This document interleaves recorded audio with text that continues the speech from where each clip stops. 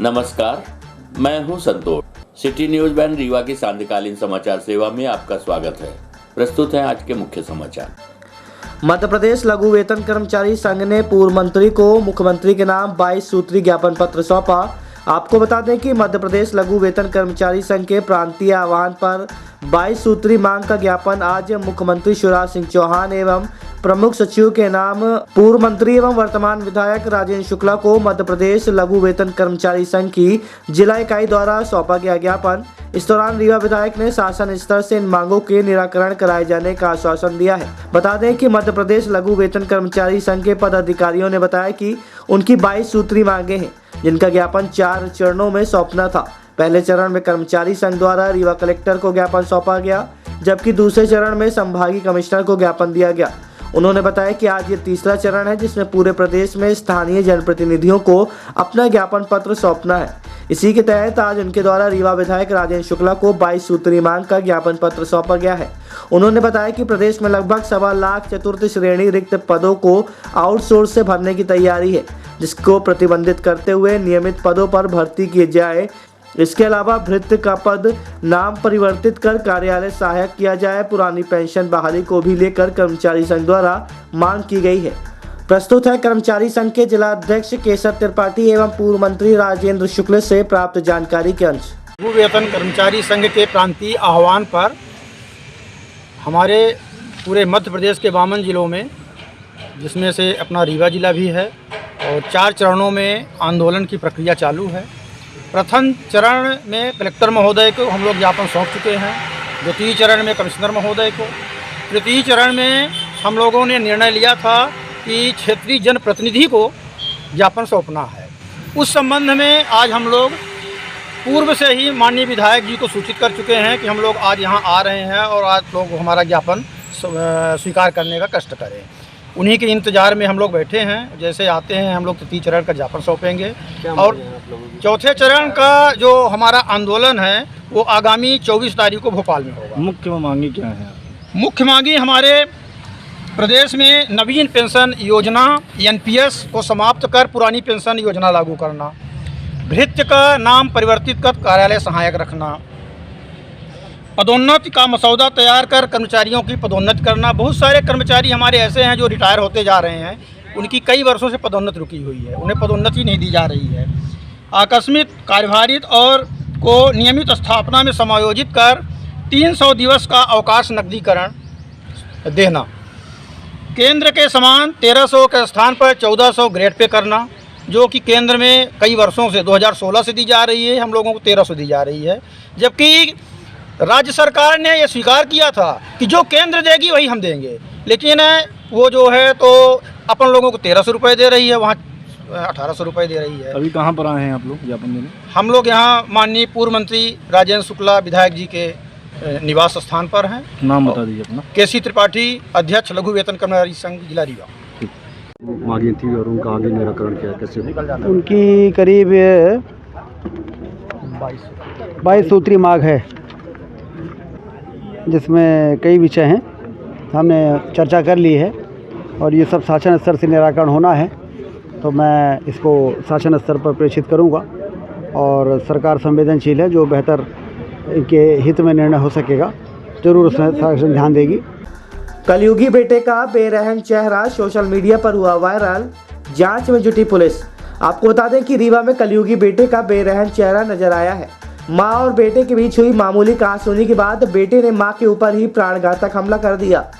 इस दौरान मां को शरीर में कई हिस्सों में चोटें आई हैं, जिसे उपचार के लिए रीवा के संजय गांधी अस्पताल में भर्ती कराया गया है। ये पूरा घटनाक्रम लौर थाना क्षेत्र का बताया जा रहा है। रीवा जिले में एक कलयुगी बेटे का बेरहम चेहरा सामने आया है।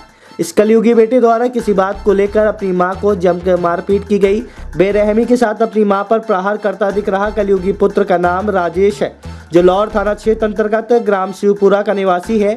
बेटे की पिटाई से घायल हुई मां को उपचार के लिए रीवा के संजय गांधी अस्पताल में भर्ती कराया गया है, जहां उसका इलाज जारी है। बेटे द्वारा मां के साथ मारपीट करने का वीडियो भी सामने आया है, जो अब सोशल मीडिया पर तेजी से वायरल हो रहा है। घायल मां ने बेटे के खिलाफ थाने में शिकायत दर्ज कराई है। पुलिस अब पूरे मामले की जांच कर रही है। हम आपको बता दें कि बेटी द्वारा मां से की गई मारपीट की घटना के दौरान उसे रोकने का प्रयास पत्नी द्वारा किया गया था, लेकिन उसने अपनी पत्नी के साथ भी मारपीट शुरू कर दी। फिलहाल अब इस घटने का वीडियो सोशल मीडिया पर तेजी से वायरल हो रहा है। प्रस्तुत है एडिशनल एसपी अनिल सोनकर से प्राप्त जानकारी के अंश।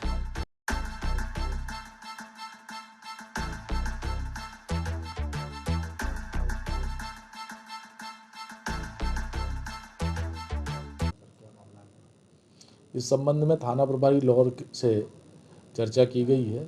अभी तक किसी भी पक्ष की तरफ से कोई रिपोर्ट नहीं हुई है। जो सोशल मीडिया पे वायरल हुआ है वो फुटेज जो है थाना प्रभारी को भेजा गया है, इसमें तस्दीक करके आवश्यक वैधानिक कार्रवाई की जाए। निश्चित रूप से उस वीडियो में जो भी है उसका पता लगाया जा करके जो उचित कार्रवाई होगी वो की जाएगी। तेज रफ्तार टवेरा ने ऑटो को मारी टक्कर, फिर जाकर घुसी खेत में। जिला पंचायत सदस्य का बताया गया वाहन चोरटा थाना क्षेत्र के ग्राम हरदी के समीप हुआ हादसा। जिला पंचायत सदस्य भी हुए घायल। बता दें कि जिला पंचायत सदस्य के वाहन ने ऑटो को टक्कर मार दी। घटना के बाद 4 व्हीलर वाहन अनियंत्रित होकर खेत में जा घुसा। हादसे में जिला पंचायत सदस्य सहित 4 लोग घायल हुए हैं। ऑटो से एक ही परिवार के आधा दर्जन लोग हरदी गाँव जा रहे थे।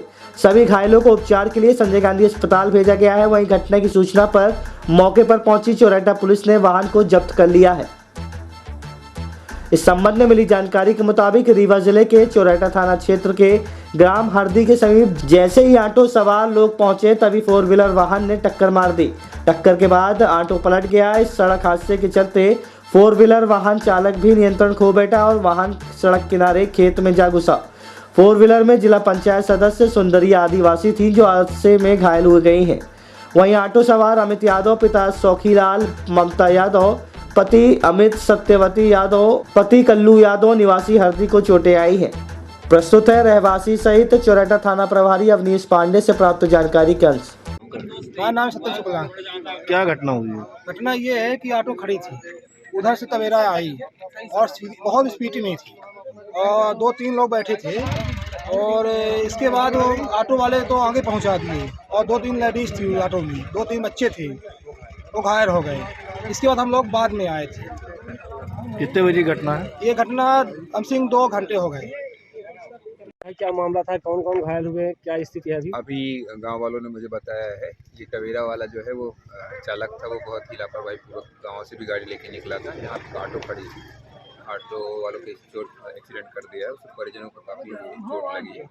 एम्बुलेंस आ गई थी तो एम्बुलेंस के माध्यम से गांव वालों ने ही परिजनों को भी मतलब जो ऑटो में थे उनको भी बैठाया है और जो इस टवेरा में भी सवारी एक आध बैठी थी उसको भी एम्बुलेंस में पहुँचा के बैठा के हॉस्पिटल भेजा दिया। उसका ड्राइवर गाड़ी छोड़ के भाग गया है। कैसी स्थिति है मरीजों की? मरीज सबके सब बेहोश थे। गाड़ी में कांग्रेस का झंडा लगा, क्या कोई नेता सवार था या नशे से कुछ? अब इसके बारे में तो अभी मैं कुछ नहीं कह सकता हूँ। इसकी गाड़ी है, नहीं गाड़ी के नंबर की जांच करके आपको बता पाएंगे किसकी है। कौन सा गांव है सर? ये हरदी और रहट के बीच की जगह है। रीवा शहर के सिटी कोतवाली थाना क्षेत्र अंतर्गत निपनिया मोहल्ले में संचालित सराफा दुकान के संचालक द्वारा एक 50 वर्षीय महिला को पकड़ा गया है। दुकान संचालक का आरोप है कि महिला उसकी दुकान से सोने के जेवरात चोरी करके ले गई थी और आज भी चोरी करने का प्रयास कर रही थी। दुकान संचालक की सूचना पर मौके पर पुलिस भी पहुंची है।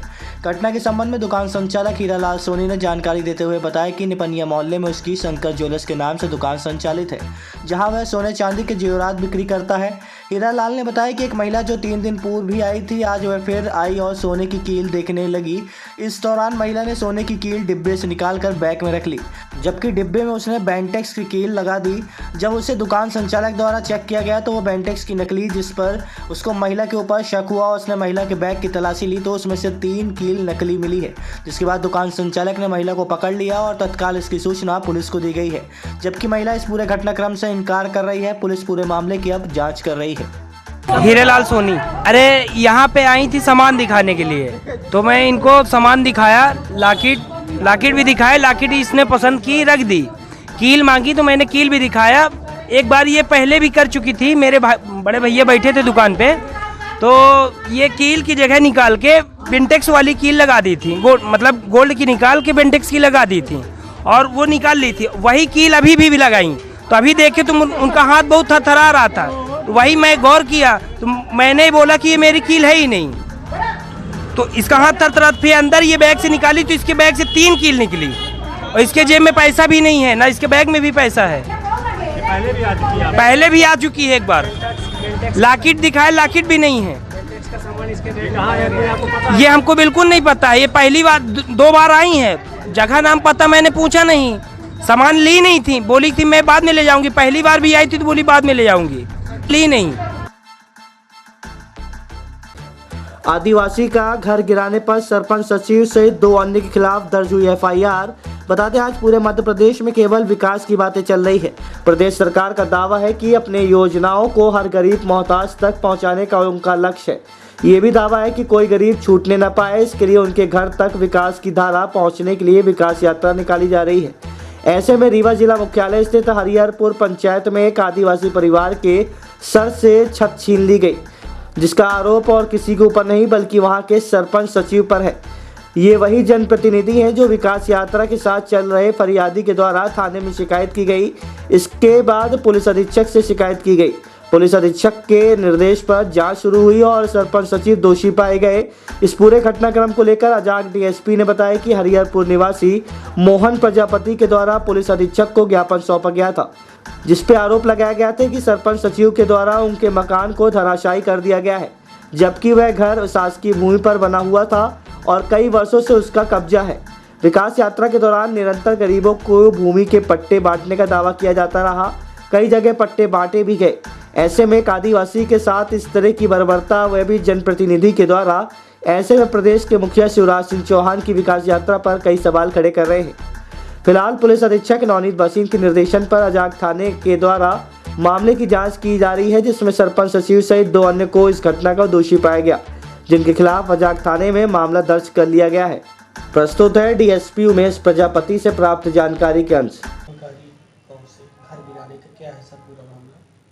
इस मामले में हरिहरपुर निवासी मोहन प्रजापति द्वारा श्रीमान पुलिस अधीक्षक महोदय को आवेदन एक प्रस्तुत किया गया था, जिसमें उनका कहना था कि उनके गांव के ही सरपंच और सचिव और 2 अन्य लोगों ने मिलकर के द्वेषवश उनका मकान जो शासकीय भूमि में बना था, जिस पर वो कब्जेदार थे, उसको गिरा दिया गया है।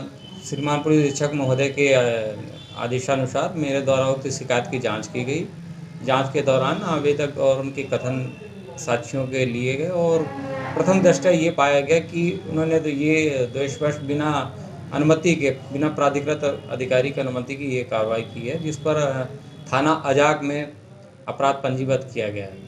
सर, इस पे कितने आरोपी बनाए गए? इस अपराध में 4 लोगों को आरोपी बनाया गया है, जिसमें सरपंच सचिव और 2 अन्य लोग हैं। अभी कोई पकड़े? उन्हें नोटिस तामील करा दी गई है 4 आरोपियों को। आगे की कार्रवाई विवेचना की जा रही है। कलयुगी बेटे का बेरहम चेहरा सोशल मीडिया पर हुआ वायरल, जांच में जुटी पुलिस। आपको बता दें कि रीवा में कलयुगी बेटे का बेरहम चेहरा नजर आया है।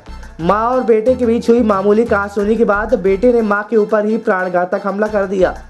इस दौरान मां को शरीर में कई हिस्सों में चोटें आई हैं, जिसे उपचार के लिए रीवा के संजय गांधी अस्पताल में भर्ती कराया गया है। ये पूरा घटनाक्रम लौर थाना क्षेत्र का बताया जा रहा है। रीवा जिले में एक कलयुगी बेटे का बेरहम चेहरा सामने आया है। इस कलयुगी बेटे द्वारा किसी बात को लेकर अपनी मां को जमकर मारपीट की गई। बेरहमी के साथ अपनी मां पर प्रहार करता दिख रहा कलयुगी पुत्र का नाम राजेश है, जो लौर थाना क्षेत्र अंतर्गत ग्राम शिवपुरा का निवासी है। बेटे की पिटाई से घायल हुई मां को उपचार के लिए रीवा के संजय गांधी अस्पताल में भर्ती कराया गया है, जहां उसका इलाज जारी है। बेटे द्वारा मां के साथ मारपीट करने का वीडियो भी सामने आया है, जो अब सोशल मीडिया पर तेजी से वायरल हो रहा है। घायल मां ने बेटे के खिलाफ थाने में शिकायत दर्ज कराई है। पुलिस अब पूरे मामले की जांच कर रही है। हम आपको बता दें कि बेटी द्वारा मां से की गई मारपीट की घटना के दौरान उसे रोकने का प्रयास पत्नी द्वारा किया गया था, लेकिन उसने अपनी पत्नी के साथ भी मारपीट शुरू कर दी। फिलहाल अब इस घटने का वीडियो सोशल मीडिया पर तेजी से वायरल हो रहा है। प्रस्तुत है एडिशनल SP अनिल सोनकर से प्राप्त जानकारी के अंश। कि तपती धूप में जब आपने शुरुआत किया था, उसके दूसरे अभियान की भी शुरुआत उनकी कृपा है कि उन्होंने पदों पार क्यों ही चुना है, इसलिए उनका हम स्वागत करना चाहते हैं। मैं कहना चाहता हूं, जिन बातों को आपने कहा, मैं बैठ करके सुन रहा था, पहले मेरे मन में लगा कि अगर ये कर्मचारियों की सभा होती तो मुझे लगता है कि वो इसको और अधिक अच्छे तरीके से समझते। लेकिन थोड़ी देर में जब मैंने आगे अपनी दिमाग को लागू किया, क्योंकि रोकड़े जी को समझने के लिए यंत्रवत दिमाग की जरूरत है। बीपीओ के तहत रजिस्टर्ड कंपनी आउटसोर्सिंग को देने लगी और मेन पावर की सप्लाई का क्रम शुरू हो गया, युवाओं की दलाली शुरू हो गई, यह दलाली शुरू हो गई। इतना दुर्भाग्यपूर्ण स्थिति। मध्य प्रदेश में 70% पदों पर आउटसोर्सिंग से नियुक्तियां की जा चुकी है और प्राइवेट कंपनियों में तो 90% तक नियुक्तियां की जा चुकी है। हमने आंकड़े निकाले हैं तो मध्य प्रदेश में 9,80,000 पदों पर शासकीय क्षेत्र में आउटसोर्सिंग कंपनियों के तहत नियुक्तियां की गई है। तो हमने 1 जनवरी 2024 को यह संकल्प लिया है कि हर हालत में मध्य प्रदेश में आउटसोर्सिंग प्रणाली से नियुक्ति प्रक्रिया पर रोक लगाना पड़ेगा। और जब ये रोक लगाते तो क्या होगा, जो 9,80,000 पद पर आउटसोर्सिंग से नियुक्ति की गई है, इनके स्थान पर नियमित नियुक्ति करनी पड़ेगी। और इस प्रकार 9,80,000 और 5,30,000 इस प्रकार 15,10,000 युवाओं के लिए 1 जनवरी 2024 के बाद सम्मानजनक सरकारी नौकरियों का मार्ग प्रशस्त हो जाएगा। साथियों, इसी प्रकार जनवरी 2020 के बाद में 8 घंटे की शिफ्ट ड्यूटी जो BR अम्बेडकर के टाइम में की गई थी, अंग्रेजों के टाइम से 12-14 घंटे को, उसको 12 घंटे कर दिया गया। उसी प्रकार जो श्रम कानून बनाए गए थे अनाधुन छटनी को रोकने के लिए, उनको हटा दिया गया। अनाधुन छटनियां शुरू हो गई और उसको रोकने के लिए हम लोग 1 जनवरी 2024 से पुनः 8 घंटे की शिफ्ट ड्यूटी बहाल कराने के साथ साथ श्रम कानूनों को बहाल कराएंगे और सरकार का एक प्लेसमेंट डिपार्टमेंट स्थापित कराएंगे। और हमारी जो पांचवी बात यह है कि आरक्षण के बारे में बार बार अलग अलग भ्रांतियां है, उसमें बड़ा लंबा ये है, हमारे उद्योग आदि सब चीजों में मिल रहे हैं और आप लोगों के पास में प्रचारित भी हुआ है। तो आप जातिगत आधार पर जनगणना करा के भले ही आरक्षण कर दीजिए, लेकिन जो पढ़ाई में सबसे आगे हैं, जो अर्हकारी परीक्षा में सबसे अधिक अंक लाते हैं, जो प्रतियोगी परीक्षा में सबसे अधिक अंक लाते हैं, उन्हें हर हालात में एक्सीलेंट कैटेगरी में रखा जाए, उत्कृष्ट श्रेणी में रखा जाए। तो हमारी इस सम्यक अभियान के तहत विशेष हमारा संकल्प है कि इस प्रदेश में अर्हकारी परीक्षा में सबसे अधिक अंक लाने वाले के लिए 10% एक्सीलेंट कैटेगरी का प्रावधान रखा जाए। आज की खबरों में बस इतना ही। कल हम फिर हाजिर होंगे कुछ नई खबरों के साथ। तब तक के लिए हमें इजाजत दीजिए। नमस्कार।